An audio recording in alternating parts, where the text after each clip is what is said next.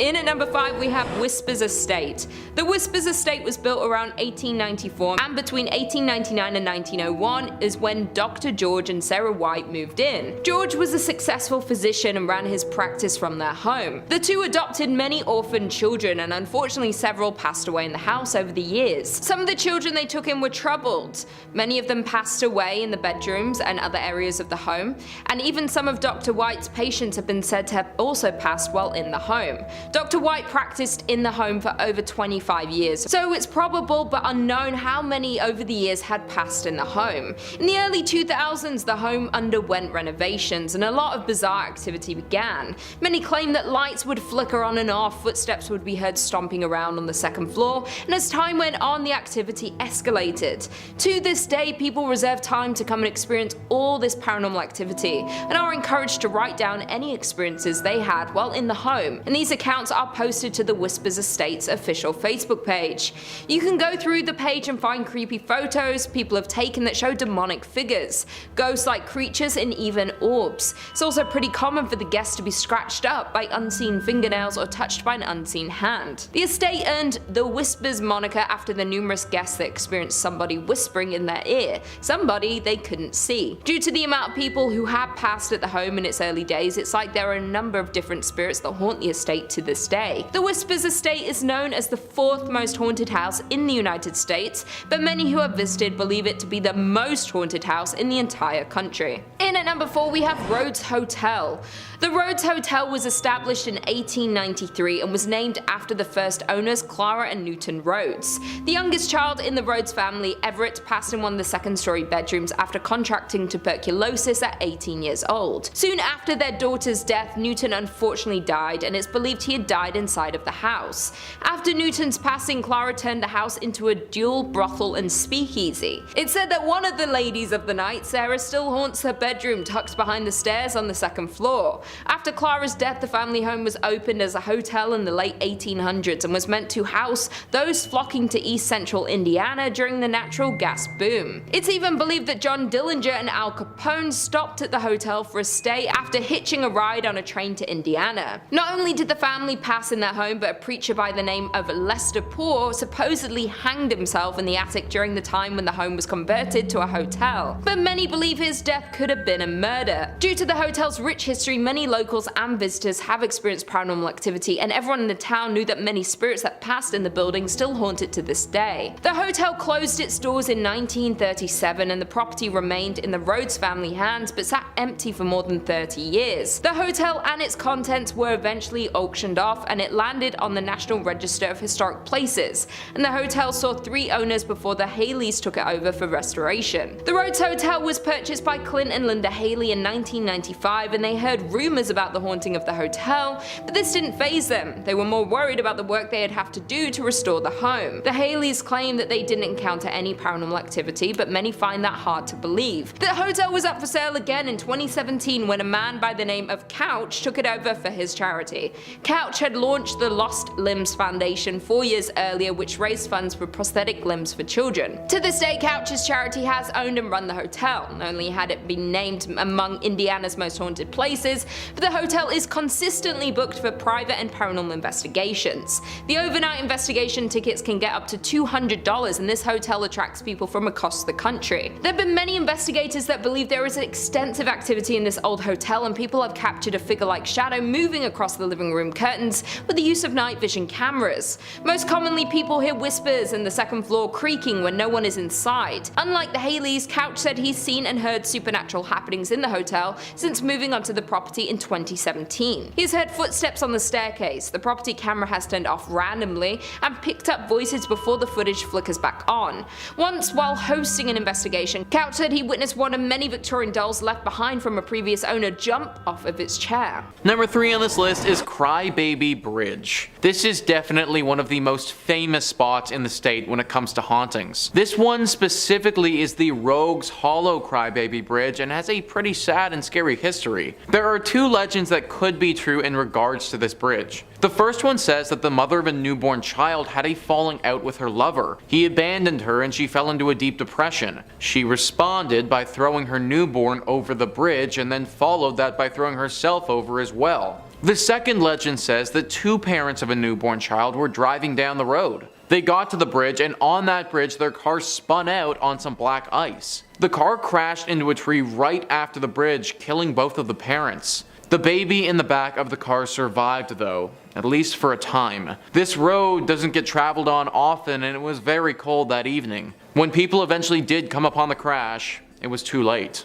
Ever since this incident happened, this bridge has been rightfully avoided by the locals. The horrible sound of a baby crying can be heard echoing throughout the river that it passes over. They say that standing on this bridge for too long, it's not good for your brain or your mental state. That your sanity will slowly slip away from you, and any happiness and good feelings that you may have had will be sucked away down that river for good. Not a bridge that you should want to go down at all, so avoid it altogether. Number 2 on this list is Squire's Castle. So calling this place a castle is a bit of a stretch, because the castle was never actually built. News 5 Cleveland says, located in the North Chagrin Reservation of the Cleveland Metro Parks, this castle is a reflection of the builder Fergus B. Squires, who was a founding member of the Standard Oil Company. The actual castle was never built, so what it's standing on today was the shell of the gatekeeper's house for the estate. Legend has it that Fergus's wife, Rebecca, was very much a city girl who wanted nothing to do with nature. Stories say Rebecca was walking up the stone stairs when she became startled by something outside her window. In a panicked state, she dropped her lantern and tumbled to her death down the cold stone staircase. Ever since this tragedy happened, Rebecca's ghost has never left, haunting all of those who visit or stay at the estate and bemoaning her unfortunate fate. The thing is that she isn't the thing that most people are scared of. It's whatever the thing was that frightened Rebecca so much that she fell to her death. Rumor has it that there could be a werewolf-like beast roaming the estate. Dark red eyes have been seen in the night at afar, and the howls of some wolf-like creature have also been reported. Is it possible that Rebecca saw this werewolf so many years ago and that's what frightened her? Maybe she isn't trying to haunt the place at all, but actually trying to scare people away from this place so the same fate doesn't happen to them. Either way, I don't recommend going.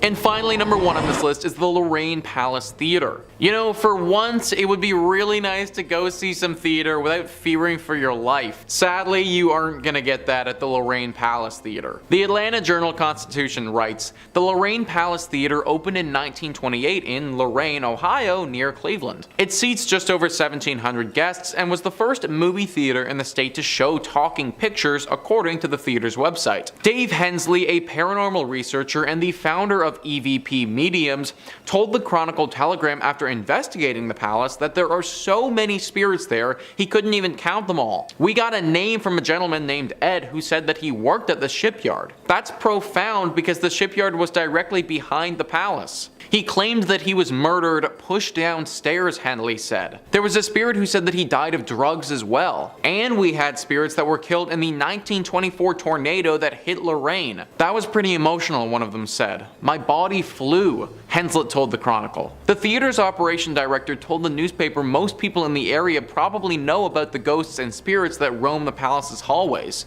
I think everybody in Lorain County has been privy to the rumors of the unexplained activity in the Lorraine Palace Theater, Chris Pataki said. In fact, a documentary in the haunted theater called Ghosts of the Palace is scheduled to debut at the movie house this weekend. Pretty ballsy move right there, guys, literally screening a movie about your haunted theater in said haunted theater. All of this though should make it very clear how haunted this place actually is. Literally everybody around this area knows about this spot. And whenever you're getting a full-on movie made about how specifically haunted you are, then you know that you've made it as a haunted location. Even though most people make it out of this theater unscathed, that can't be said for everybody. Attacks have been reported and left people feeling very emotionally and even physically scarred.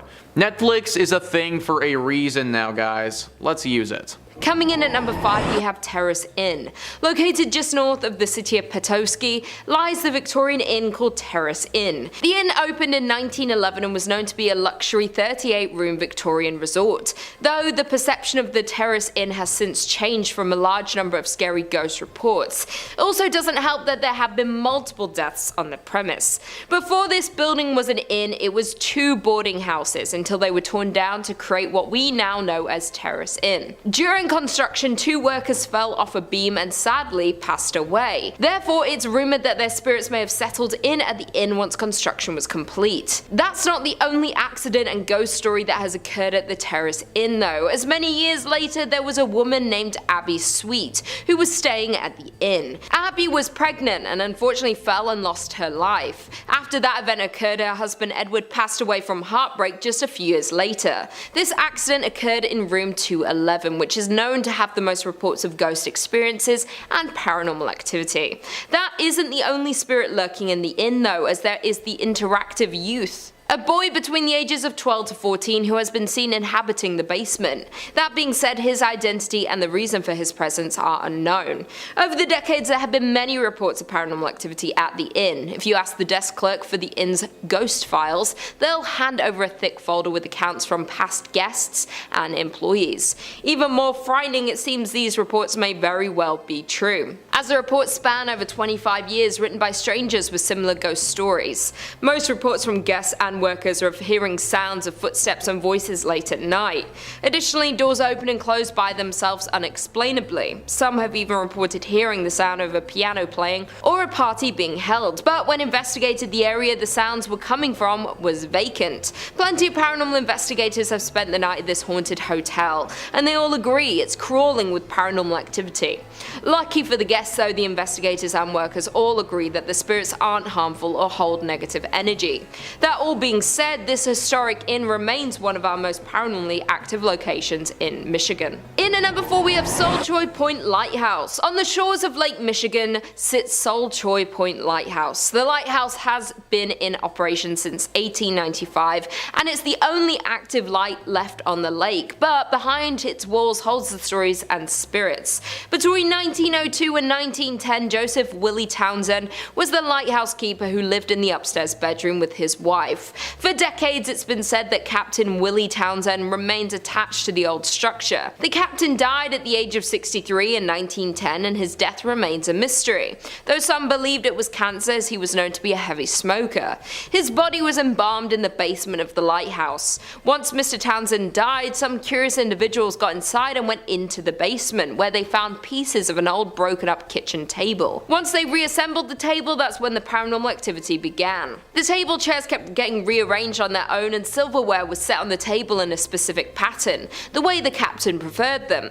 There have been multiple reports of a strong smell of cigar smoke within the lighthouse. Additionally, the captain's face has been seen in the upstairs bedroom mirror on 13 different occasions. The Solchoy Point Lighthouse is one of the Upper Peninsula Paranormal Research Society's favourite spots to investigate due to its high activity from the paranormal. They have seen the alleged shadow of Townsend move behind the curtains of the lighthouse and have also seen him appear in a mirror.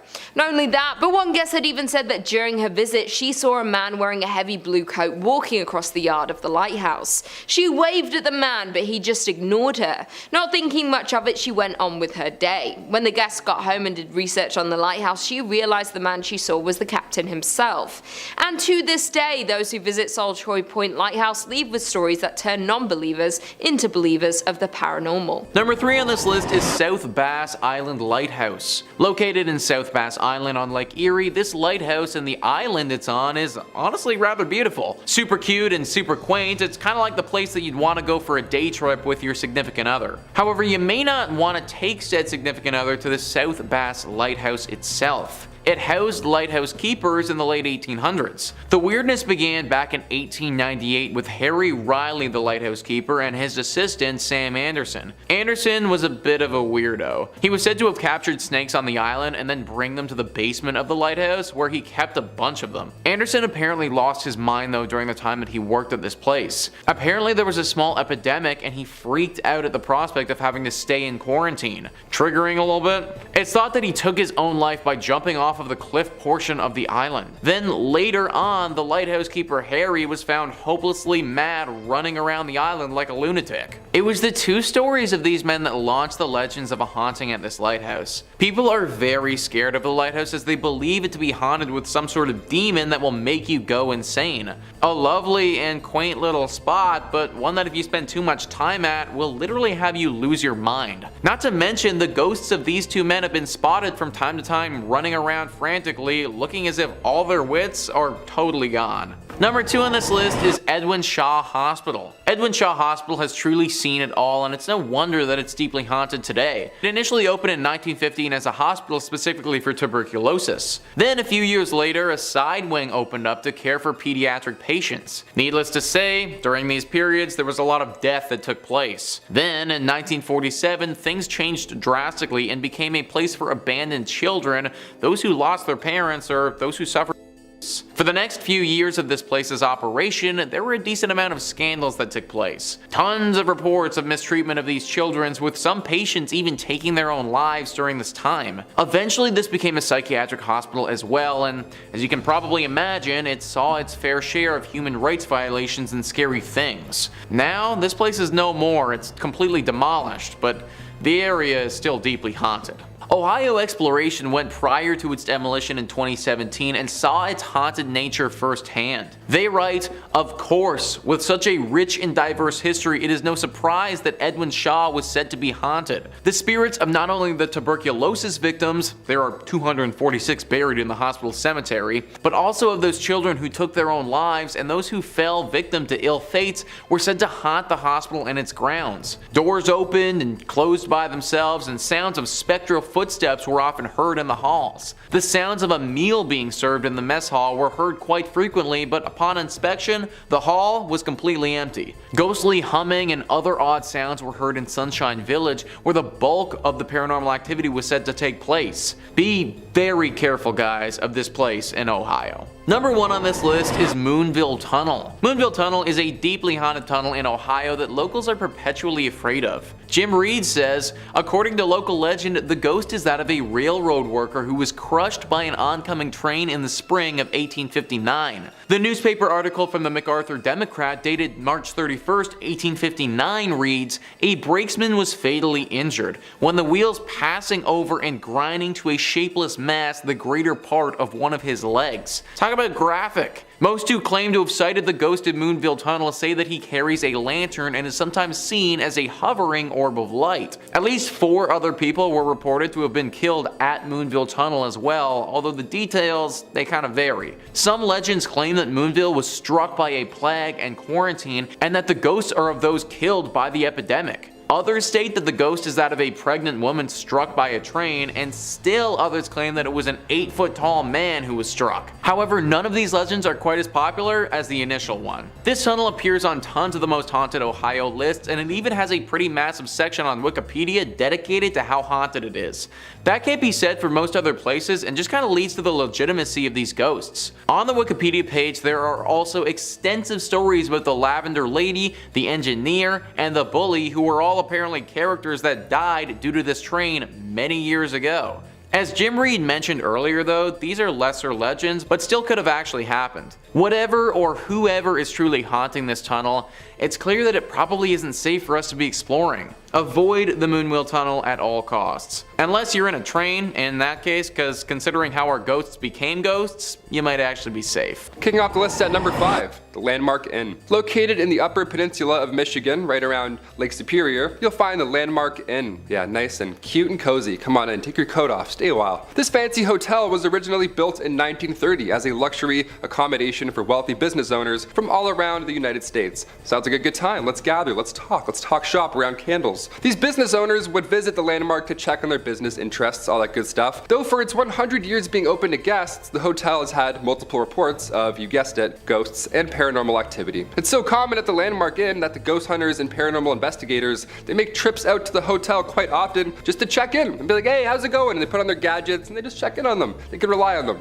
The hotel's 6th floor is home to one of the saddest stories the hotel has ever seen. This story takes place in the 1930s when the hotel was a new, lively social and cultural center in town. The story revolves around a ship worker who fell in love with a local librarian and conducted their love affair in the Lilac Room. Yeah, of all places, of course, let's go meet the Lilac Room. Sounds beautiful. And that was where the man was staying. Perfect place to meet. The couple was said to have a planned wedding upon his return from the last voyage on the sometimes treacherous Lake Superior. Unfortunately, their love affair ended in tragedy when his ship met with a storm and sank to the bottom of a lake. He never returned to the shore, and the librarian mourned the man in said Lilac Room, eventually dying herself of a broken heart. The heartbreaking story comes with many reports of the Lilac Room now being haunted. Yeah, rightfully so. As a large number of guests has reported hearing cries and whispers from a female. The female is also seen by many guests and workers on the 6th floor near the lilac room, crying and mourning for her loved one. A less romantic story that is associated with the hotel goes back to when it was even finished being built. During construction, a man ended the life of his girlfriend due to anger and jealousy, and this took place right after she told him about her past boyfriends and their relationship history.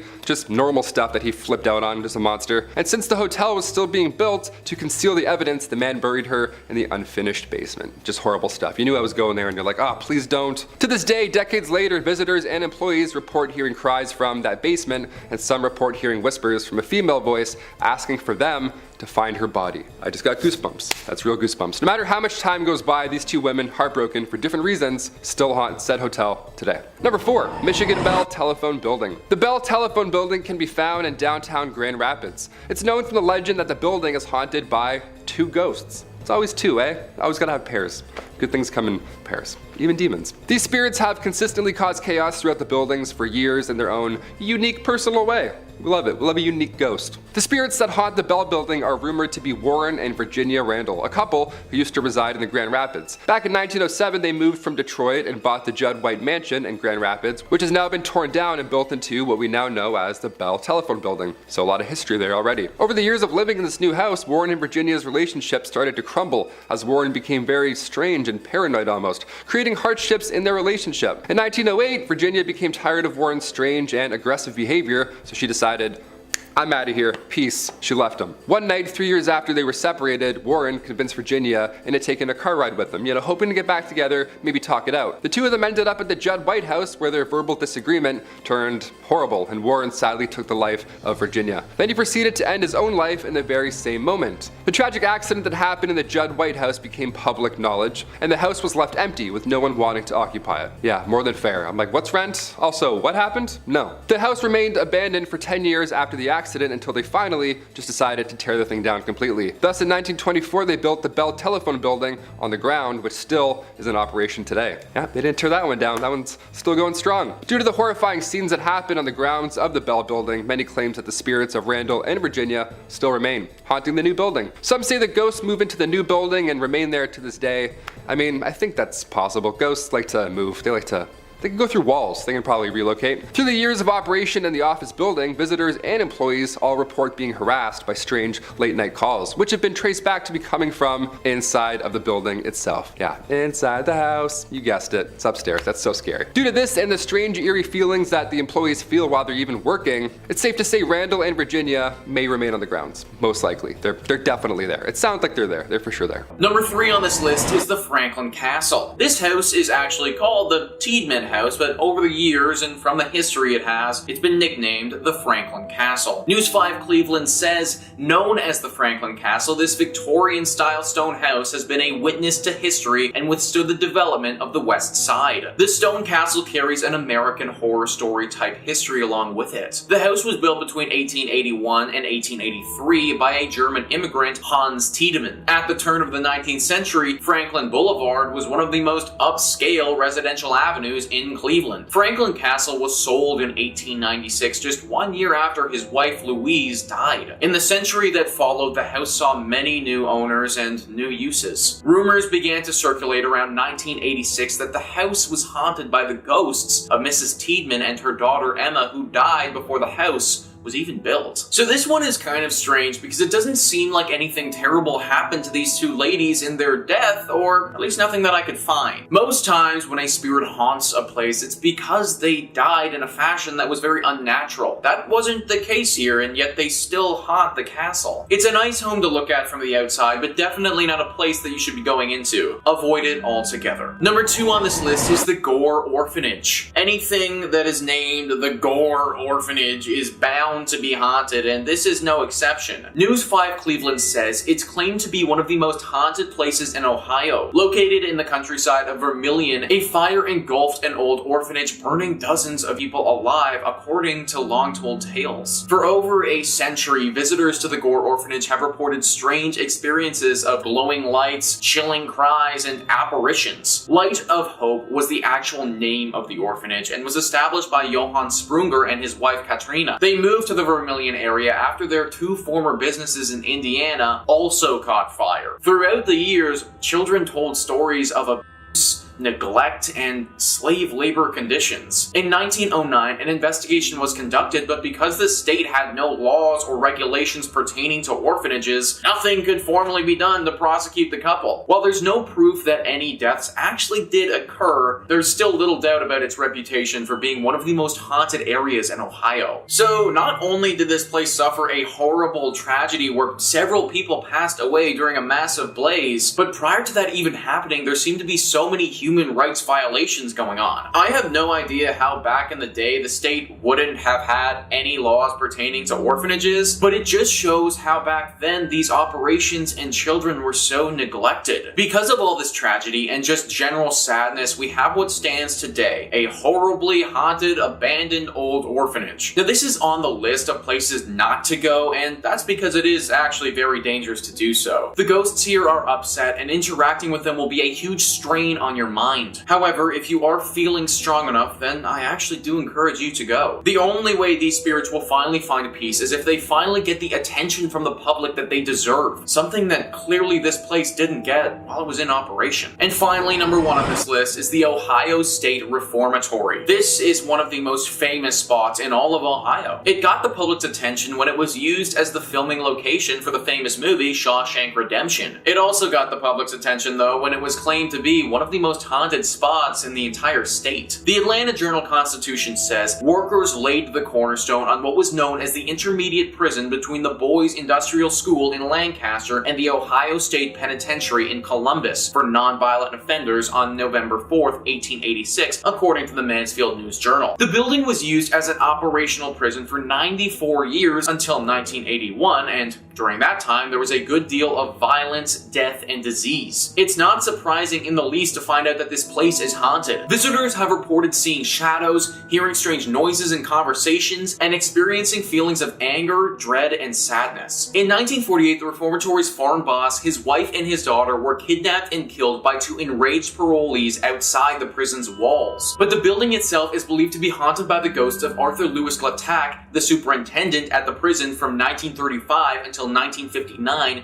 and his wife, Helen. The warden's wife died from an accidental shooting, and several years later, the warden died from a heart attack, according to the Preservation Society. The couple's disembodied voices have been heard in the prison's old superintendent's office. A boy is also believed to haunt the basement, where he was reportedly beaten to death, according to the website Mysterious Heartland. So, yeah, I think it's pretty clear by all of this that this place is not the sort of spot you want to be visiting anytime soon. The amount of violence that this location would have seen is just truly abhorrent, and I'm actually surprised that they were able to get through the entire filming of the Shawshank Redemption without some serious ghostly interventions. Maybe it's because they had Morgan Freeman in the movie, and, well, let's face it, he's kind of an angel. Coming in at number 5, we have South Manitou Island in Leland. South Manitou Island is part of an island chain in Lake Michigan that extends north to the Straits of Mackinac. The only public access is by ferry from Leland, Michigan. The island consists of a ridge of tilted layers of limestone buried under a blanket of glacial debris. 16 miles offshore from the Lilano Peninsula, featuring 300-foot sand dunes, deserted shoreline, and empty campground,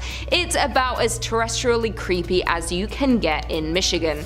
In the 1800s, the island became a popular harbor for ships traversing the newly built Erie Canal into the Great Lakes and on to Chicago.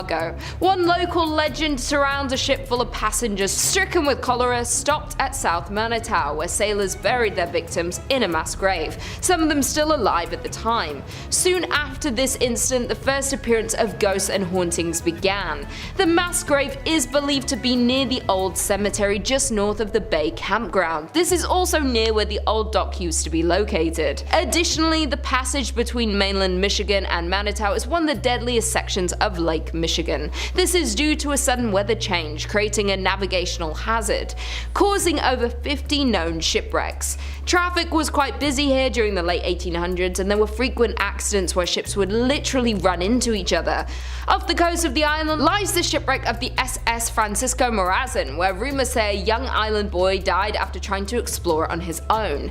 There are also 2 cemeteries on the island and an ancient cedar forest where voices are said to be heard. The haunting of this island is so bad it has driven park rangers to go mad and demand to be taken off the island. One ranger even confessed to hearing voices, footsteps, and slamming of doors inside buildings that were otherwise unoccupied. Coming in at number 4, we have Masonic Temple. With over 16 floors and 1,000 rooms, this Gothic temple is one of the most striking buildings in Detroit. Furthermore, this is the largest Masonic temple in the world. According to rumors, there are hidden passageways, rooms, and staircases, so be careful as you might get lost quite quickly within the walls of this temple. The most famous urban myth associated with the temple is that of the architect George D. Mason. Legend has it that Mason went bankrupt funding the construction of the temple. He was going through financial difficulties and was very close to foreclosure. Due to this stress, George D. jumped to his death from the roof. This story will back up the fact that many reports of a ghost climbing the steps to the roof of the building as if stuck in a loop of his darkest moment. Even scarier, additionally, guards frequently find the door to the roof unlocked, even when it was just checked moments earlier. Additionally, the temple has various cold spots and doors are reported to close suddenly. One of the roof doors is said to swing open just moments after it is locked by a watchman. Many people report the feeling of being watched while inside of the building. Number 3 on this list is Lake Shawnee Amusement Park. The park is no longer functional, and based on all of the incidents that went down here, that's probably a good thing. It all started in the 1700s when a settler, Mitchell Clay, and the local Shawnee Native Americans fought and ended with 3 of Clay's dying and lots of Shawnee warriors passing away as well. This was the inciting incident of the tragic movie that is Lake Shawnee Amusement Park. Also, 200 years later in the 1920s, this land was bought and turned into an amusement park. The buyer wasn't aware of this history though and didn't realize the dark mark that had been left here by that battle so many years ago. There were a decent amount of tragic incidents that went down here while the amusement park was operational, but there are 2 that stand out as being the most stunning. The first one involved a young girl on the swings. While she was on the swings, a delivery truck, without seeing her, backed straight into her and she passed away. The second one involved someone who drowned in the swimming pool because their arm got stuck in the drain. The amusement park had seen enough and shut down in 1966. It was roughly 20 years later that they discovered the history of this place and pieced it all together, assuming that a curse must have been responsible. Locals don't dare go to this place anymore for fear of this curse. It should also be noted that the few who have stepped foot on this place again have reported run-ins with that young girl who died so many years ago. It seems that this curse won't allow her spirit to pass on, and now she wanders the area. I'm sure that there are a bunch of other amusement parks in West Virginia that are a lot more fitting and functional than this one. Highly recommend avoiding Lake Shawnee altogether. Number 2 on this list is West Virginia Penitentiary. Would this really be a most haunted place list if we didn't throw a prison on here? Paranormal activity usually favors places that have seen a lot of tragedies and sadness, and this penitentiary has definitely had its fair share. This prison opened up in the 1860s and was active for 119 years before finally being shut down. In that time, it saw over 100 executions, countless riots where people were either severely injured or died, fires, and an insane amount of human rights violations. All of this has led to what we have now, which is just a really haunted prison. Though the prisoners are gone, they're not forgotten, and by many accounts, the ghosts of some of the 998 men who died here still roam free. There's a shadow man that has been seen and even photographed. Staff of the prison have been accosted by unseen forces. Strange noises still echo throughout the cell blocks, and something dark lurks in the bowels of the building. That was a small passage from Moundsville Haunted History, who are familiar with the prison. 998 men though. That's how many different individuals are thought to potentially haunt this place. That's literally a full-on ghost army right there, guys. This place must have been horrible if that many people's souls are left wandering around this space. If I was the owner of this spot, I'd do those 998 people a favor and just knock this place to the ground. Maybe then these ghosts can finally rest. And finally, number 1 on this list is Point Pleasant. This has got to be the top spot on our list just considering the amount of lore surrounding the creature here. The Mothman. If you're watching videos on this channel, then I imagine you're already probably familiar with what this creature is, but for those who aren't, the Mothman is a humanoid creature reportedly seen in the Point Pleasant area from November 15th, 1966 to December 15th, 1967. Shayla Klein says, according to legend, Mothman is a black 10-foot creature with wings and red eyes. Articles and newspapers at the time were reporting that the monster was also commonly seen in the TNT area near town, with some locals speculating that perhaps people were really seeing cranes or owls, and others wondering if the creature was created in some sort of mutation accident involving the chemicals associated with storing TNT. Regardless, legend has it that mysterious men in black suits began visiting the town shortly after the sighting reports. The most infamous sighting of Mothman was on December 15th,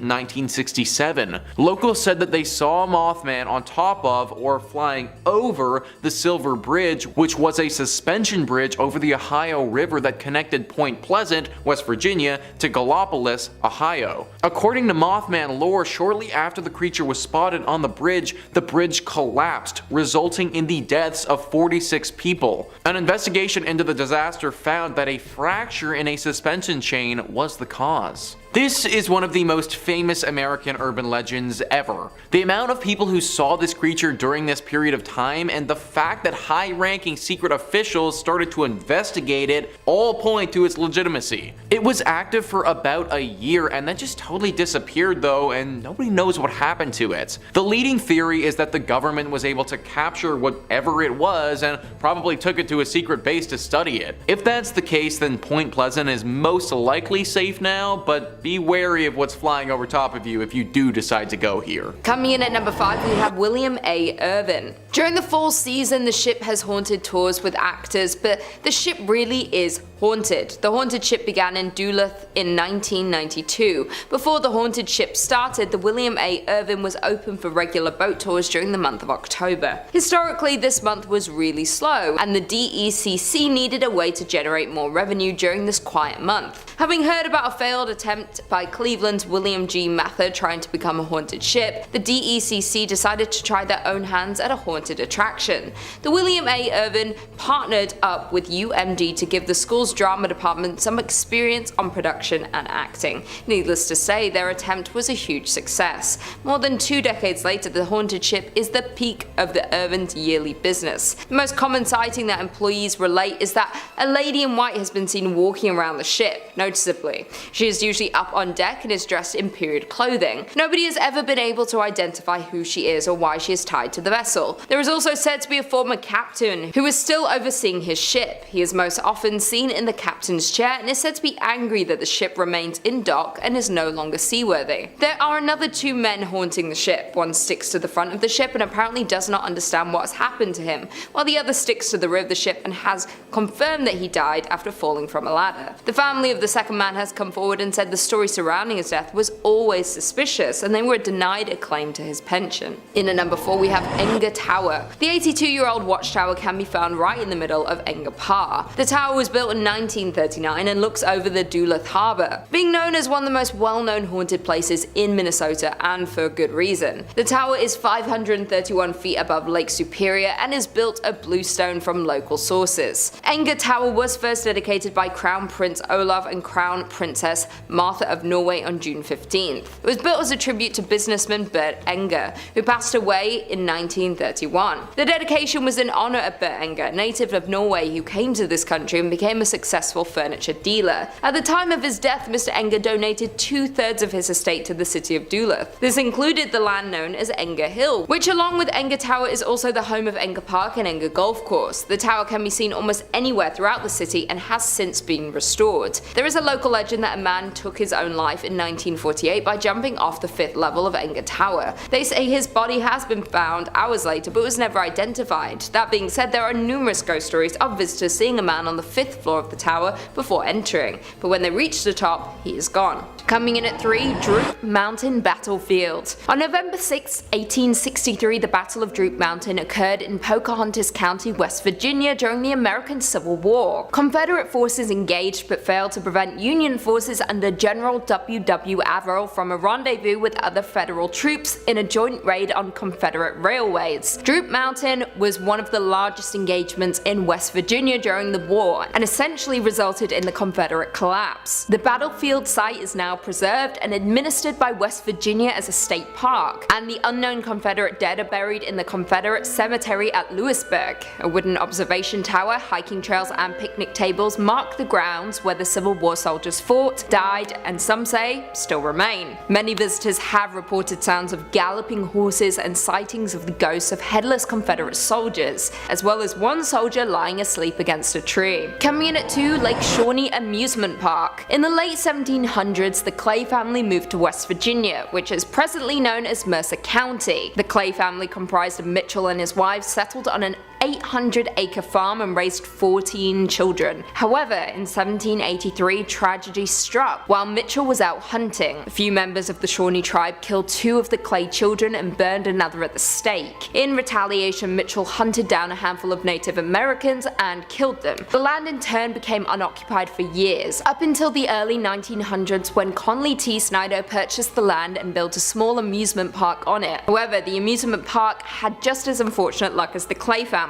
The park featured a Ferris wheel and a swing ride and was popular among locals, particularly families of coal miners who resided in the area. In the early 1950s, a young girl on the swing ride was killed when a truck delivering sodas accidentally backed into the ride, striking her. Another child also drowned in the swimming pool, which was subsequently filled in to prevent further accidents. During its operation, at least 6 people died at the park, which resulted in the park ultimately closing in 1966. In 1985, Gaylord White, a former employee of the park, purchased the land with plans to reopen it. It happened for a brief period, that is, before the park closed again after a 1988 archaeological dig uncovered numerous Native American artifacts, as well as human remains on the property that had been buried prior to the arrival of the Anglo-European settlers. In total, 13 skeletons were uncovered, mostly of young children. Perhaps the property is cursed, or perhaps it's just a series of unfortunate events. Who knows? But one thing is for sure, it is one of the most haunted places in the entire world. And finally, coming in at number 1, the Trans-Allegheny Lunatic Asylum. The Trans-Allegheny Lunatic Asylum, also known as the Western State Hospital, was a Kirkbride psychiatric hospital that operated from 1864 to 1994 by the government. Originally built by Richard Andrews, it was constructed from 1858 to 1881 and was originally designed to hold 250 people. However, it became overcrowded in the 1950s, with the hospital housing 2,400 patients, resulting in it being forcibly closed in 1994 due to changes in patient treatment. Following its closure, it was then purchased by Joe Jordan in 2007 and is open for tours and other events to raise money for its restorations. During tours of the facility, witnesses have reported doors slamming, shadowy figures, and even blood-curdling screams from within the building walls. The asylum has garnered such a spooky reputation. It has appeared on shows such as Ghost Stories, Ghost Hunters, Ghost Adventures, and Paranormal Lockdown. It was also featured in Bethesda's 2018 video game Fallout 76 under the name Fort Defiance, and acted as a base for the Brotherhood of Steel, one of the game's main factions. Number 5 on this list is Stivers School for the Arts. This is a high school that's attracted hundreds of artistic students from around the region for years. It's apparently a really good school, however, ever since a murder back in the 1920s, it's been deeply haunted. AGC writes,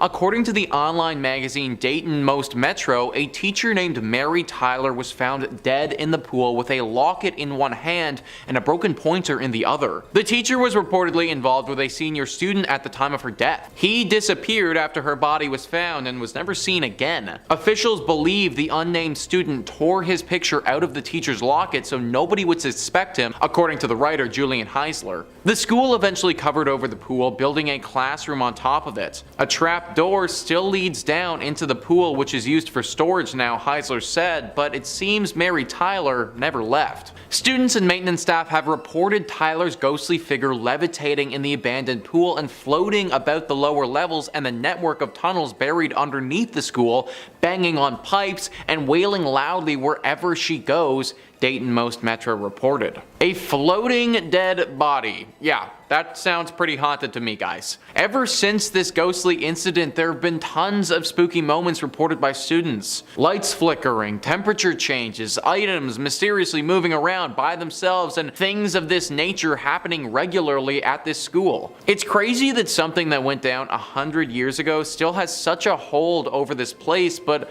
literally a century later, and we still haven't shaken the ghost of Mary Tyler. Hopefully, the next century is a little bit less scary for the students at Stivers School for the Arts. Number 4 on this list is the Cleveland Federal Reserve. The Cleveland Federal Reserve is where the money is. Now, this isn't a comment on people being haunted by crippling debt, even though that's probably the most realistic thing I've ever said on this channel. No, this place is haunted by an actual poltergeist that you don't want to mess with. Matilda is the name of our ghost in question, and she's said to haunt the vault down below. Now, the good thing about this place is that you actually can't even get to the haunted area. So even for those of you who are feeling daring, you aren't going to be able to go and visit Matilda because it's off limits to the public. Matilda used to work here and was deeply involved in the stock market. That's why when the market suffered a horrible crash in 1929, Matilda felt trapped and saw no other way than to take her own life. She did so in this building, and now it is forever haunted by her spirit passing through the underground walls,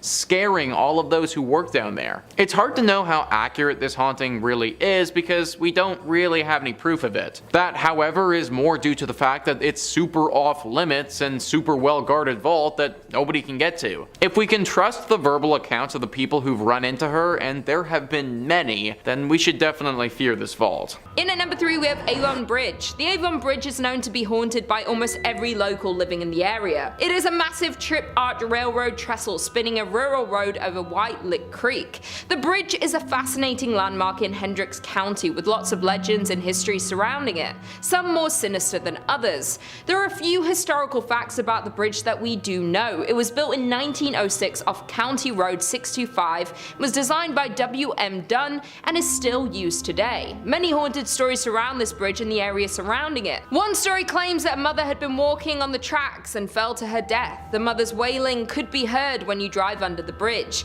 It is common for many locals to honk when driving under the bridge in an effort to muffle her screams. Another story is that a drunk rail worker slipped during construction and was buried alive in the wet cement. The tale is that when a train goes over the bridge, people claim to still hear his moaning. Many locals say that if you go near the bridge at night, you will hear moaning and can see a ghostly figure of a ghost, or even 2 or 3 at a time. If you're traveling near the bridge on a hot summer day, you may be witness to the ghost tears streaming down the concrete.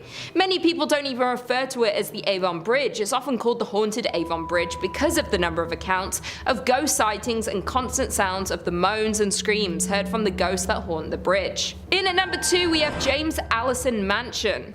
The James Allison Mansion was built for James Allison, and it was a dream home, done in a grand design and style that exhibited James's wealth and importance. James was an important figure in the auto and plane industry, greatly helping in the development of cars and airplanes. He founded the Presto Light Company, which produced the first efficient headlight for early automobiles, and was a founding partner in Carl Fisher's Indianapolis Motor Speedway. He also started Allison Engineering Company, which evolved and transformed into an aircraft engine make known today as the Allison division of Rolls-Royce. James purchased the 65-acre estate, and he and his wife Sarah built this glorious mansion, starting construction in 1911 and finishing in 1913. The massive home had an elevator, a billiard room, an indoor pool in the basement, a breakfast room, a library, a grand kitchen, and even pumped-in ice water. 15 years after the Allisons built their forever home, James then fell in love with his secretary, and he divorced his wife Sarah in 1928. Only a month later, James married this former employee, Lucille Musset. However, James contracted a fatal case of pneumonia and died shortly after marrying his second wife at the age of 56. In 1936, the estate went up for sale, and that same year it was bought by Sisters of St. Francis of Oldenburg. The former Allison home became a home for the college's library, administrative offices, classrooms, and sleeping quarters for the sisters. There have been many things seen and heard throughout the years since it became a college. There was a girl who had drowned in the pool in the basement, and James's untimely death death in the home, both people could be haunting this mansion to this day. It's said that people who pass through a sudden accident or a bout of illness, sometimes their spirits hang around, perhaps unaware that they have died or not wanting to accept their deaths, and this is the case for both the little girl and James. The entity of a little girl is often seen throughout the mansion. There are strange cries that are heard from the basement, in the attic, and objects seem to move by themselves and can completely disappear. There is another entity seen and could possibly be more than one, and they like to take keys and objects and move them to odd places. The library in particular is often completely rearranged, like the books and furniture. And finally, in at number 1 we have French Lick Springs Hotel. Nestled in the small resort town of French Lick sits the massive French Lick Springs Hotel. This legendary hotel was constructed in 1845 and is a crown jewel of the southern Indiana town, but there's more to this resort than meets the eye. This Indiana hotel is known to be one of the most haunted places in the state. Thomas Taggart was a mayor at the time and purchased the hotel in 1888. After purchasing the hotel, he added luxurious furnishings, marble floors, and built 2 championship golf courses. During this time, Taggart became the Democratic National Chairman, and the hotel became the unofficial headquarters of the Democratic National Party. In 1931, Franklin Roosevelt visited the hotel because of its Democratic standing and won the presidency a mere year later. Over the years, the hotel and the work Taggart put into it made it one of the most prominent hotels in the area, and even ran the West Baden Springs Hotel out of the business. Unfortunately, in 1916, Taggart passed away, but according to local legend, his spirit has never left the building. Taggart died in 1916, but that hasn't stopped rumors of sightings of this famous hotel owner. Guests and employees frequently encounter strange and paranormal activity throughout the hotel, and they believe it is caused by Taggart himself. Many spot his ghostly figure near the service elevator and can pick up a strong scent of pipe tobacco.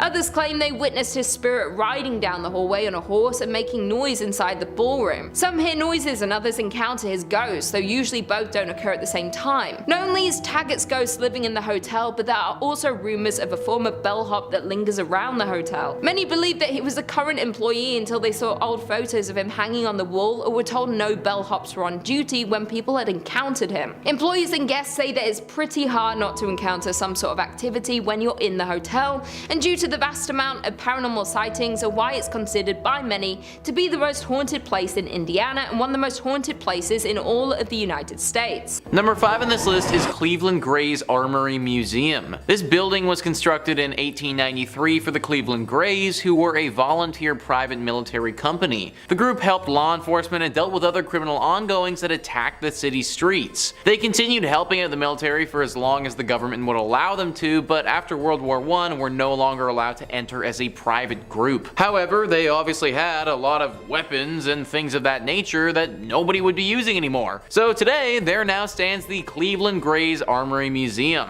These guns and cannons don't stand alone though, as there are ghosts living among these walls as well. Disembodied voices and things moving when they're not supposed to are all very common occurrences at the Cleveland Grays Armory Museum. The legend actually became so famous that this place was featured on Ghost Hunters, where they investigated the building and determined that this place is in fact haunted. However, luckily for us, and a reason why you still might be able to go to this place, is that the ghosts are supposedly out there for a good time. These professionals determined that the ghosts are not fueled by anger, but just chilling out in the museum and living their best ghostly lives. Still though, there are many apparitions of military men who will appear, as well as ghostly footsteps and sounds that just don't make any sense at all. It's all very creepy, even if the ghosts are only out for fun. It would probably be a pretty cool place to check out, just make sure that you aren't faint of heart. Number 4 on this list is Eerie Street Cemetery. This is apparently one of the spookiest places in the state and not a spot that you should want to be burying your loved ones.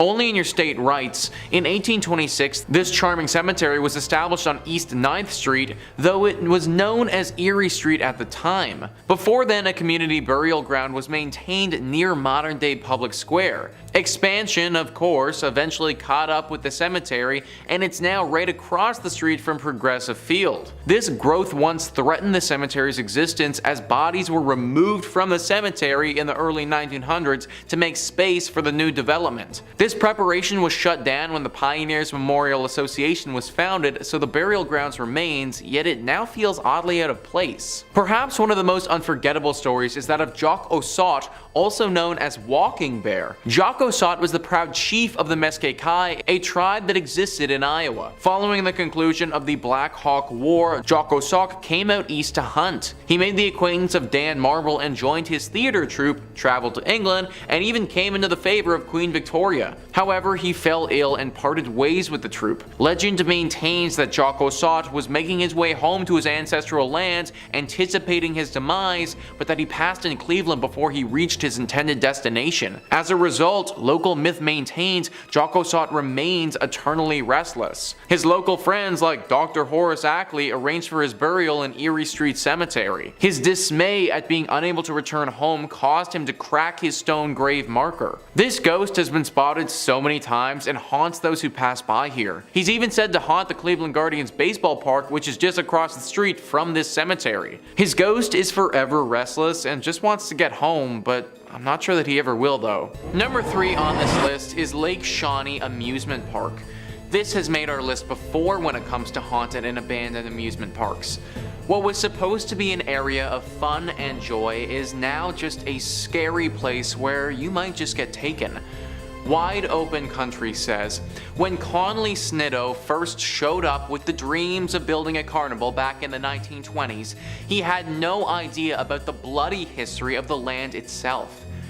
It all started in the late 1700s when Mitchell Clay and his family were the first to settle in Mercer County. Mitchell and his wife Phoebe had 14 children together and settled on their 800-acre farm.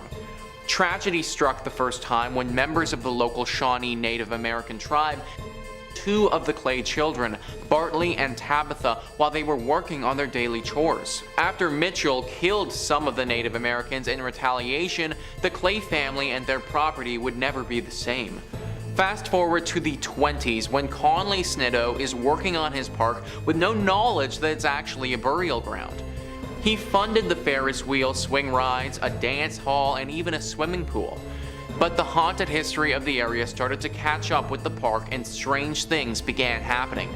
A young girl passed away while riding the swings and a little boy drowned in addition to 4 other deaths. By the 60s, the park became an abandoned place that seemed doomed. In the 80s, Gaylord White purchased the property in hopes of building new neighborhoods. But after they started getting into the land, they realized that there was more buried than just the Clay family. It was an ancient Native American burial ground that experts believe long predates the Clays, as well as Native American artifacts. White decided not to mess with that kind of history and allowed the amusement park to rust over, now looking as haunted as its past. Needless to say, this park has had quite the history around it, and now it is a hotspot for everything paranormal. If you want to disappear, then there might not be a better spot in the country to go to than Lake Shawnee Amusement Park.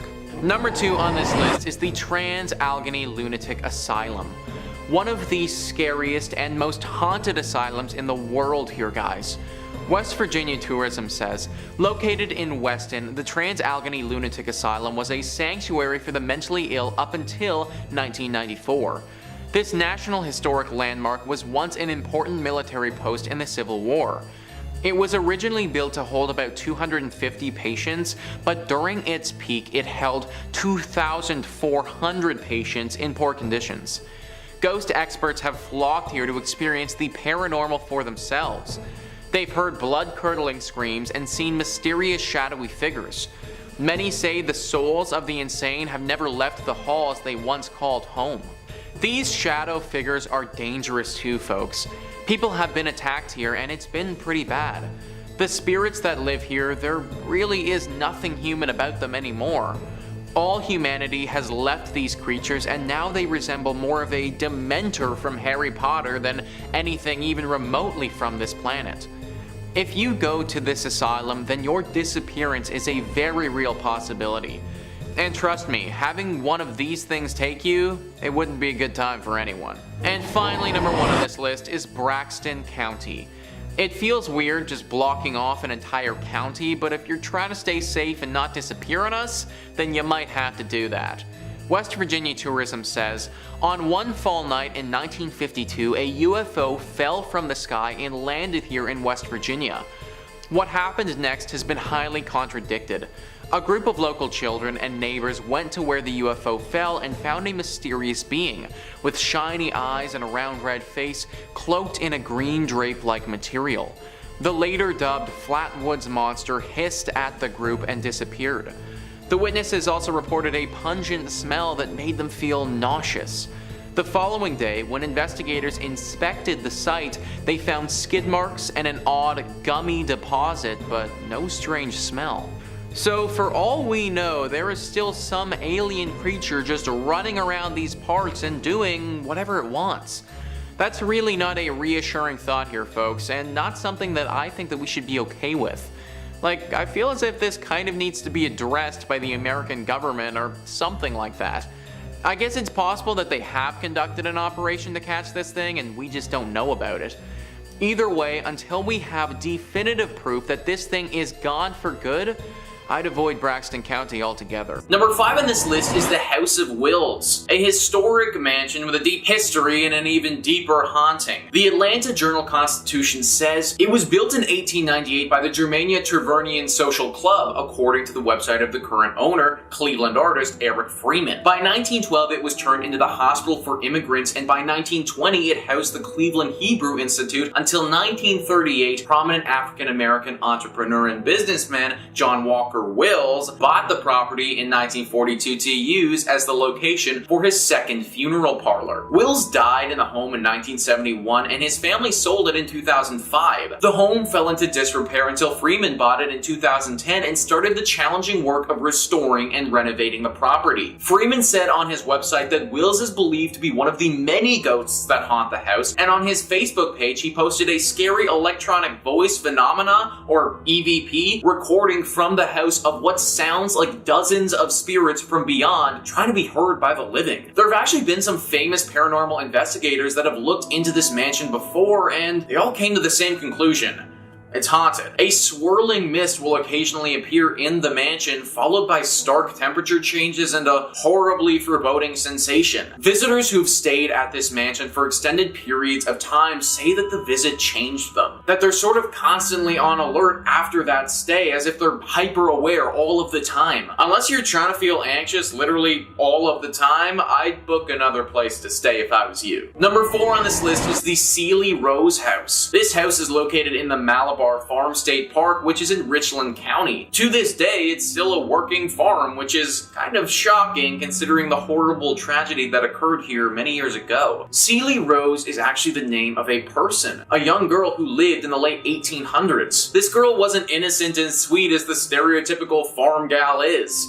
She was evil. There used to be a neighbor house right nearby the Sealy Rose house, and in that home lived a young boy around the same age as Sealy. Sealy developed quite the crush on him and wanted to marry him. It seemed that he liked her as well, and he wanted to do the same. This was all fine and good, except her family wouldn't allow it. Sealy's family forbid her from marrying this boy, and this was what caused her to do what she did next. Sealy wouldn't accept this answer and took it on herself to get rid of the problem, her family. She poisoned them, every single one of them. She did it by soaking flypaper in water and then secretly pouring the arsenic-laced water over the cottage cheese she served them, according to Ohio State Park News. They all died soon afterwards, except for her. This was soon found out by the authorities, and Sealy, being as young as she was, wasn't sent to jail, but she was put into a mental institute. She was there until she died many, many years later. This home is supposedly still haunted by her and the ghost of her dead family, though. Scratches and eerie cracks are heard throughout all the time. Many people have reported being attacked while they're here as well. Avoid this home at all costs if you find yourself in Ohio. Number 3, the Henderson Castle. Established in 1895, this castle is a hub for many spirits and paranormal activity.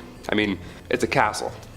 The original owners, Frank and Mary Henderson, are said to haunt the castle as they passed away back in 1899. Yeah, I wouldn't want to leave either, living or dead. Additionally, other spirits are said to reside in the castle, a young girl and a dog. Yeah, a dog! We've got a dog ghost. How do you deal with that? Ghost barks? That'd be so scary. In 2005, the castle was occupied by Peter Livingstone McNellis and his family. When the family resided in the castle, Livingstone's son, Vincent, before anyone else had ever reported anything strange happening in the house, he said that he saw an apparition of a figure in the Victorian room, originally the changing room for one Mary Henderson. The Sun said while pointing at a picture of a woman dressed in an old period clothing, some Victorian clothing, that was the woman he saw wearing that same clothing. I would throw up. If someone ever said that, I'd be like, oh, this Victorian painting? And one former innkeeper who stayed at the castle each night told Livingstone on numerous occasions that she also felt a presence coming up and down the staircase, a movement passing her on the stairs when she would walk by. Ugh, these are scary. Top 5 is like, or top 10 is scary fish. This is hard. This is some scary stuff. 9 a.m. I'm already getting spooked. While now the castle is being used for a bed and breakfast, guests have fallen victim to ghosts as well. Yeah, it's not over yet. The Henderson Castle is a very paranormal active ground that many ghost hunters have investigated, and they've confirmed, in fact, that it's haunted by spirits. I trust them. The people that can go into these castles and physically do this, I'm like, yep, I trust your opinion, whatever. He just comes out, he's like, haunted. We're like, thanks, Daryl. This has been confirmed as these ghosts have interacted with many paranormal investigator teams, in addition to guests and employees of the castle. Yeah, they're just harassing everyone. The ghosts seem to be friendly, not evil whatsoever, so that's a good side, I guess, to being haunted by ghosts. They have been known to speak and physically touch guests and employees. Just they touch them on their back, side, shoulder, always in the back. You never see it coming. It's always in this region. Not only that, but there's also been reports of radios making weird noises or turning on by themselves, even though they're either unplugged or just either turned off. Both bad, both scary. Guests and employees have also reported hearing footsteps upstairs, slamming doors from unexplainable sources, and some ghosts have been wearing the clothes that they wore while they were alive. Clothes that they wore while they died in, probably. As the spirit of Mary Henderson has been reported as many guests at the top of the staircase, wearing her usual getup. Imagine being like a clown, like a jester, and then you die in that, and that's what you look like as a ghost.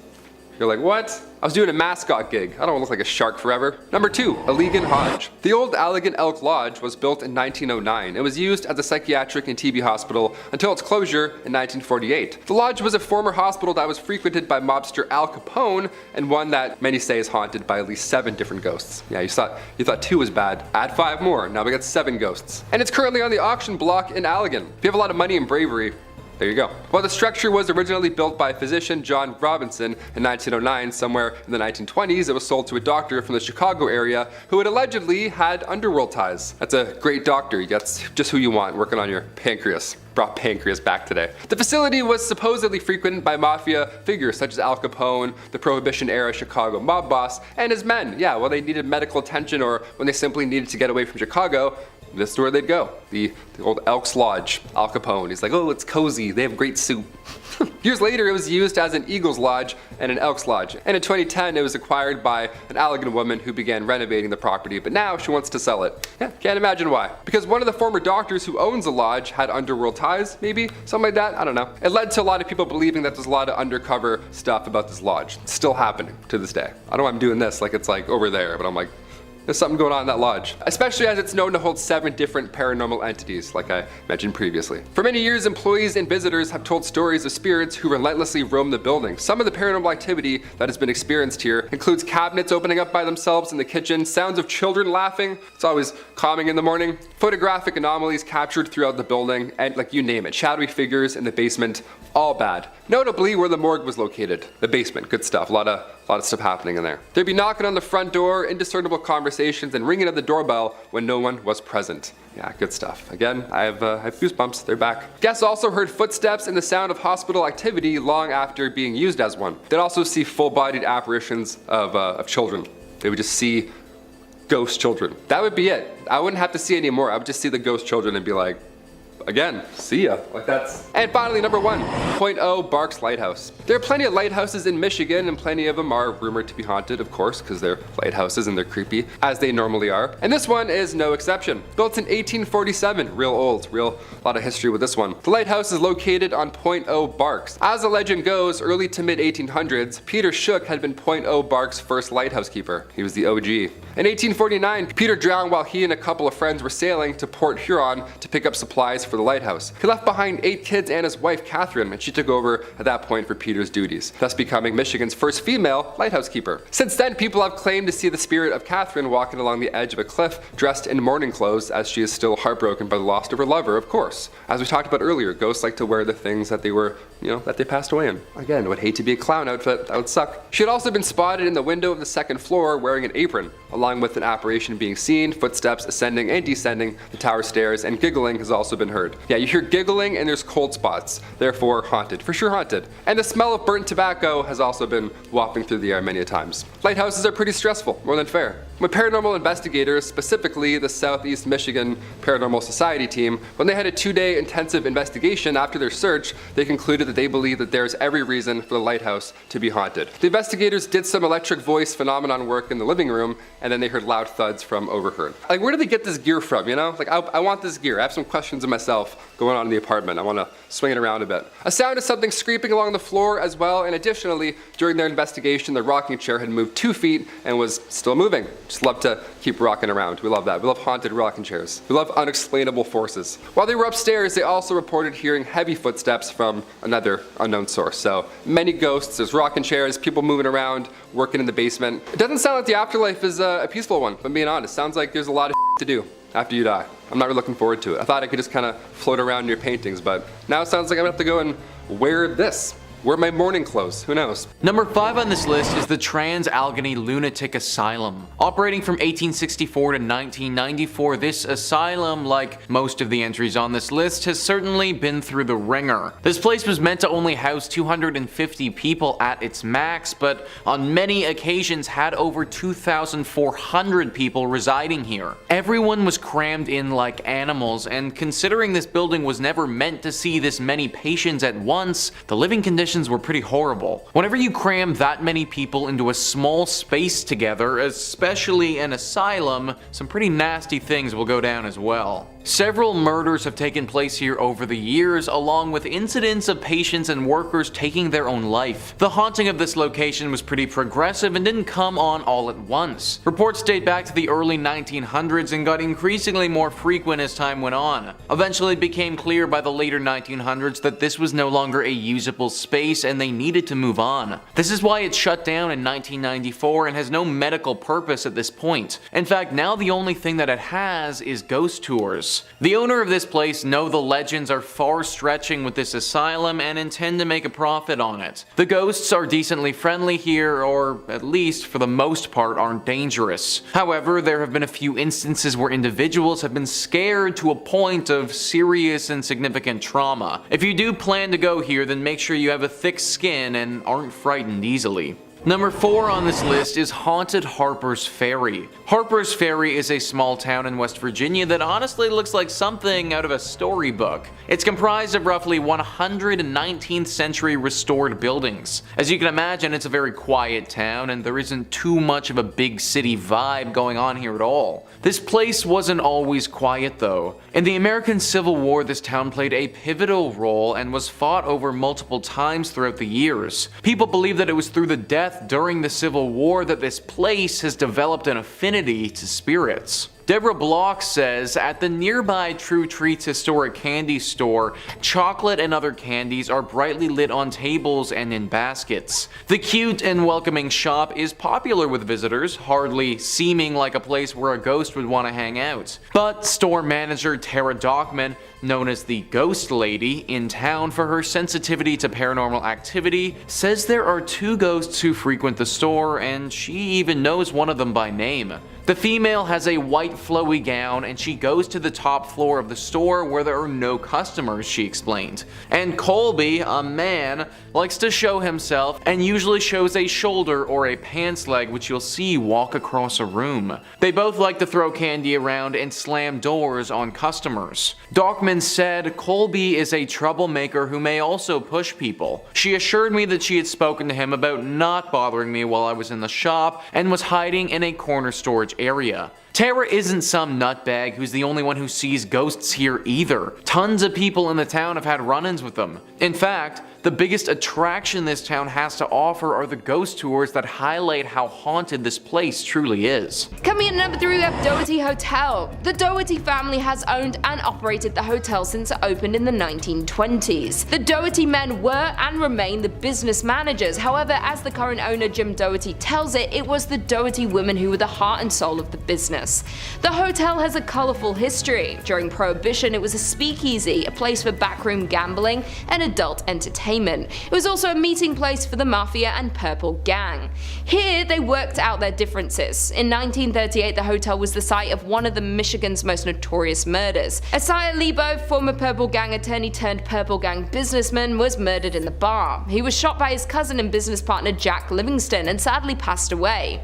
Ever since, there have been numerous hauntings. Some believe it's Lebo who haunts the ground, or grandmother Helen Doherty, who passed away at the hotel. But there is one thing for sure, and it's the many ghost stories that are now associated with the hotel. Guests, visitors, investigators, employees, and the owners have all had some kind of paranormal experience at the hotel, which includes perfume scent wafting through occasionally, loud knocking, bedroom doors open and close by themselves, and dark apparitions and shadowy figures have been spotted anywhere from the lobby to the top floor. Also, the spirits of other murder victims roam the halls, lobbies, and rooms. While some can be seen, others prefer to just make noise. Coming in at number 2, we have Michigan's first state prison. Established in 1838, Michigan's first state prison remained in operation through 1934. The prison served as the nucleus for the city as it spanned some 20 acres. Over the years, it relocated and at one point became the largest walled prison in the world with around 6,000 inmates. In 1952, in response to poor medical care, brutality from the guards, and bad food, 2 maximum security prisoners took hold of a guard and used his keys to release other inmates. A days-long riot ensued, resulting in 9 guards being held hostage. Additionally, the riot resulted in the deaths of several inmates and guards before it was extinguished by the National Guard. The inmates fought for and won a list of 11 demands for reform. Today, the old prison has become the Armory Arts Village, a residence and studio for local artisans. Apartments are very contemporary and halls are covered with artwork. In spite of its modern renovations and freshly painted walls, though, rumors persist of its haunting. Visitors, workers, and artists of the space claim some prisoners and guards still haunt their former home. Residual sounds of riots are also frequently reported due to the prison's history of such occurrences. Judy Krasnow, an employee at the renovated Arts Village, hosts daytime historic tours of the prison, so a visitor can see the hauntings for themselves. She is also a resident of the prison and lives on site. She has confessed she believes her apartment, which was once a series of prison cells, has ghosts. Furthermore, Judy is not the only resident who believes that. Even though the upper floors have undergone renovations, the underground section that holds solitary confinement remains structurally intact. Although cells have been removed, there is intensity in this area that cannot be denied. And finally, in at number 1, we have the Whitney Restaurant. Located on Woodward Avenue, Restaurant Whitney was the former mansion home of David Whitney. David was one of the Midwest's wealthiest lumber barons at the turn of the century, and he built this magnificent 21,000 square foot home in 1894. The mansion was restored in the mid-1980s, and since then, reports of unexplained paranormal activities have been reported, such as shadow figures have been seen on the second floor, disembodied voices have been heard, and other strange phenomena have occurred. It is known that the mansion is haunted by Whitney and his first wife Flora. Flora always wanted to live in a mansion but died before the home was finished, leaving Whitney to raise their 4 children. A year after Flora's death, Whitney married her sister Sarah, leaving Flora's ghost to forever live in distress. The paranormal activity within the restaurant is not for the faint-hearted, as there have been reports of the elevator traveling between floors on its own with no one inside to operate it. Furthermore, ghosts have been witnessed on the upper floors, with one staff member seeing an older man looking out the window. The staff member approached the man asking him to leave, and right before the staff's eyes, the man vanishes into the floor. Other reports include noises that sound like silverware and kitchenware being handled and or stacked in table settings keep getting moved around by some unseen presence. The outhouse is said to be the most haunted part of the property. It was originally built for Whitney's slaves and has been largely untouched for years, mostly due to the fear of paranormal. Inside the outhouse is a dining table that is set for the afternoon tea and has been untouched for as long as anyone can remember. Today it is still perfectly set but covered in a thick layer of dust, adding to the ghostly atmosphere. The outhouse has no electricity, so sits in the darkness at night. A tour guide who once worked at the Whitney insisted that the building was haunted for his experiences working there.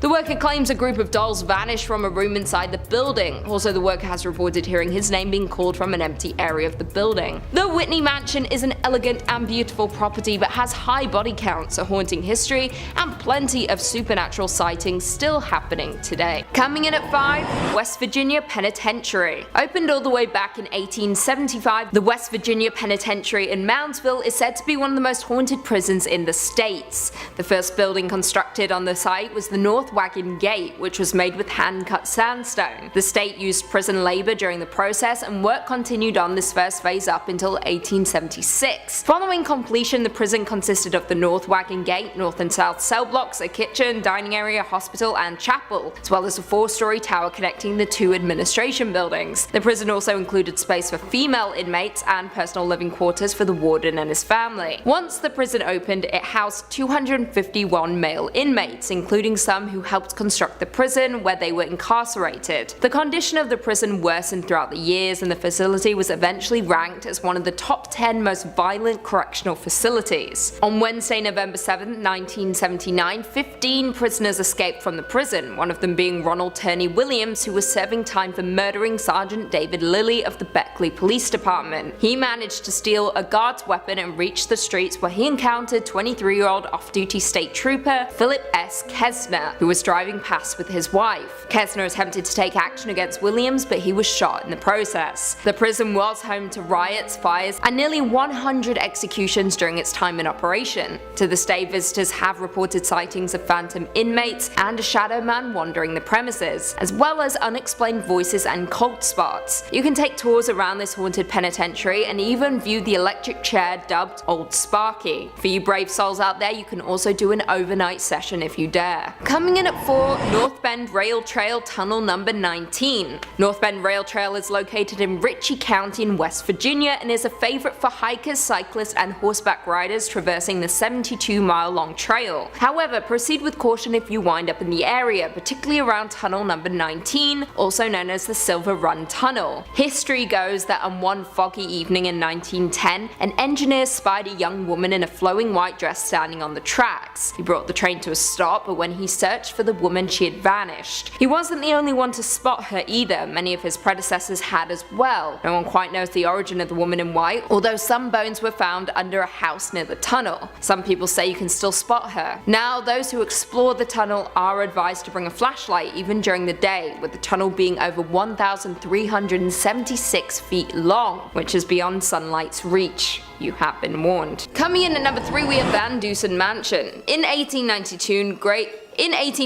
grain baron George Van Dusen built a monumental mansion for his family. With 12,000 square feet, 10 fireplaces, a turret, and a $45,000 price tag, the home was a symbol of turn-of-the-century prosperity. After 2 generations of Van Dusens moved out in 1937, the building had been used to house almost everything except a family since, being used as a school, training medical facility, and even a college throughout the years. It was vacant in the late 1930s and spent 20 years as the College of Commerce. It was home to Hamline University Law School, then the Horst International Education Center. In the late 1980s, the castle fell on hard times and became little more than a flop house. By the early 90s, it was headed for the wrecking ball. 2 weeks before it was scheduled to be demolished, it was rescued by Wisconsin entrepreneur Bob Poling, who bought it for $237,000. Now a venue to hold fairytale-esque weddings, the Van Dusen Mansion has had its fair share of past lives. In at number 2, we have Mounds Theatre. The renovated theatre, an 86-year-old movie house, can be found in Minnesota. The old theatres have been rumoured for the past several years to be a home of community of creepy ghosts. One story goes, as the Mounds was built in 1922 and operated as a movie house until 1967, when it closed so abruptly that when volunteers arrived many years later to renovate the place, they found popcorn on the floor. The subject of paranormal TV shows and professional ghost hunting investigations, the theatre is allegedly haunted by a trio of ghosts: a happy little girl who bounces a ball on stage, a cursed old man who lurks in the shadowy corners of the projection booth, and a crestfallen usher who walks up and down the aisles in search of his lost love. The ghosts in the theatres are so active that the owner had a party of 4 Ghostbusters in a projection room sit in one dark and stormy October night. The dim light was extinguished and the room grew chilled. The owner stated that as the 4 sat silently awaiting their fate, shivering in the dark, and all at once there was the sound of a man crying. When investigating the sounds of the crying man, they found a shadow figure in the corner of the room. The figure reported having black glittering eyes and an aura of anger. Because of the odd ghost encounter and negative energy, they had to abruptly end the ghost investigation before it was too late. Another former owner, who reopened the theatre in 2001, claims that the spirits of the theatre have gotten physical and grabbed them while they were working late at night. Some paranormal investigators have left with claw marks on their backs, but the scariest ghost of them all is considered the young girl. This is the theatre's most notorious ghost and is seen in a pink dress, often bouncing a ball on the stage. And finally, in at number 1, we have Anoka State Hospital. Located in Anoka Town is the Anoka State Hospital, which is arguably the most haunted place in Minnesota. The Anoka Hospital was the first state asylum for individuals that were deemed insane. The building was established in 1898 and opened in 1900 to admit patients from other state asylums that had become too crowded. The first 100 patients were males from St. Peter's State Hospital and were considered to be chronic incurables, men who had lost their minds due to heredity, causes, or environment. In 1906, 115 women were also transferred to the asylum from St. Peter's State Hospital. Residents were not to receive any type of treatment at this asylum, as this was the final stop for them until they passed away. And passed they did. A total of 86 of the original patients were buried in numbered graves in the asylum cemetery. The original name of the institution was Anoka State Asylum, but in an attempt to soften the image, they changed its name in 1937 to the Anoka State Hospital. Although the name was kinder and gentler, treatment at the facility was not. Patients were subjected to medical experiments and suffered both mental and physical harm. The original hospital complex closed in 1999 and residents were transferred to a new facility located close by. The buildings and property were then given to Anoka County to use for offices and to house the county workhouse. The remainder of the buildings were closed and boarded up. With such a terrifying past, it is no wonder that the Anoka State Hospital has been rumored to house the spirits of past patients. Former employees have reported that while unusual occurrences happen throughout the buildings, the most paranormal activities are linked to the tunnels located below the buildings. These tunnels were used as a way of transferring patients from one building to another without risking escape. Ironically, many patients believed these tunnels would lead them to freedom, and so they tried to escape by going down into them, but after a few twists and turns, escapees realized that the tunnels were more of a maze than an escape route. Without an understanding of where each tunnel went and how they joined together, it was easy to get hopelessly lost in them. Several escapees became so disorientated and distraught that they took the only way out that they felt was left to them and ended their lives. For years, employees would report hearing footsteps trudging through the tunnels, stopping, pausing. There was also reports of whispering and low voices in conversation, but the words were not understood. The paranormal activities became so rampant that most employees refused to use the tunnels because they were just too eerie. Today, only maintenance and security are allowed in them. Today, the county owns the buildings that made up the former insane asylum complex. Although the complex was eligible for the National Register of Historic Places, it appears that time has passed. The current buildings are in a state of extreme disrepair. Number 5 on this list is Point Pleasant. Now, I feel like most of you have probably heard of this one before, but Mothman. Wikipedia says, in West Virginia folklore, the Mothman is a humanoid creature reportedly seen in the Point Pleasant area from November 15, 1966 to December 15, 1967. The first newspaper report was published in the Point Pleasant Register, dated November 16, 1966, titled "Couple See Man-Sized Bird Creature Something." The national press soon picked up the reports and helped spread the story across the United States. Since that first sighting, Mothman has been seen hundreds of times over. And let me just be clear that this isn't something that you want to run into. Cryptid Wiki says Mothman is described as a bipedal, winged humanoid. Despite his name, which was given to him by newspapers, he is in no way moth-like and has an appearance more like that of a large humanoid owl. His coloration varies from black, gray, to even brown, although it's usually the darker shades. He's often reported to be about 7 feet tall, with a wingspan of about 10 to 15 feet or more, plus the ability to fly over 100 miles per hour. Anyone who gets a close look at the Mothman seems to suffer from extreme fear and psychological distress, sometimes lasting for months or years afterwards. In particular, people say that a sense of pure evil overcomes them when they see Mothman's eyes. Just because people have seen this thing before and lived to tell about it doesn't mean that you will too. I bet there are tons of people who have seen it and then that's it, game over. Going to Point Pleasant runs the real risk that you might disappear. Number 4 on this list is the West Virginia Penitentiary. This is one of the most haunted prisons in the United States, and it's for good reason. Now, not only is this prison deeply haunted right now, but you might run the very risk of disappearing if you were to go there. I should also note that when it was functional and operating as a prison, a lot of inmates would actually disappear as well. Over 1,000 men died at this prison. This is a large reason why it's haunted to this day. They died from hanging, from riots, from taking their own life. This prison saw tons of atrocities, and it was a horrible place while it was operating, and is still a horrible place even now that it's shut down. One of the reasons this prison was destined for failure is because they decided to build the damn thing on some ancient burial grounds. I don't know how many times we need to go over this, but guys, let's stop building stuff on burial grounds. Seriously, like, it's not cool to those people, and it's also just not gonna make for a good place. I can literally guarantee it. All the death that has happened on this place has left its mark. The Travel Channel says, though the prisoners are gone, they're not forgotten, and by many accounts, the ghosts of some of the 998 men who died here still roam free. There's a shadow man that has been seen and even photographed. Staff of the prison have been accosted by unseen forces. Strange noises still echo throughout the cell blocks, and something dark lurks in the bowels of the building.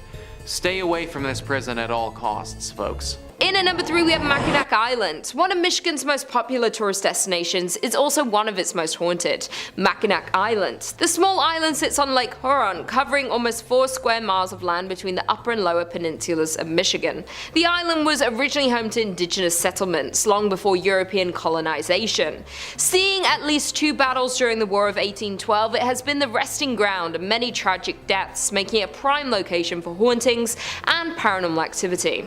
In a part of the island you will find the Grand Hotel. The area first served as a missionary school, but today it's known as a luxury hotel.